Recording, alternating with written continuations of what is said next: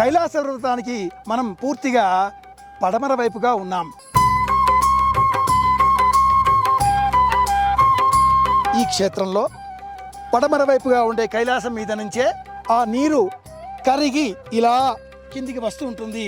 ఈ నీరు ఎంత చల్లగా ఉంటుందో అంటే ఇక్కడ బౌద్ధ మతానుయాయులు ఈ నీటిని తీర్థంగా స్వీకరిస్తారు.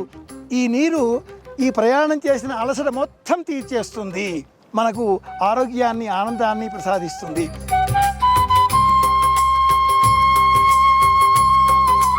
బౌద్ధ ధర్మావలంబులకు ఈ నీరు పరమ పవిత్రము.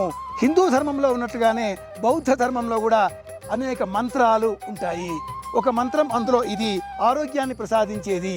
딱 ओम से हूँ ओम मानी पेमे हूँ हे ओम मानी पेमे हूँ हे ओम मानी पेमे हूँ हे क्यों चूक.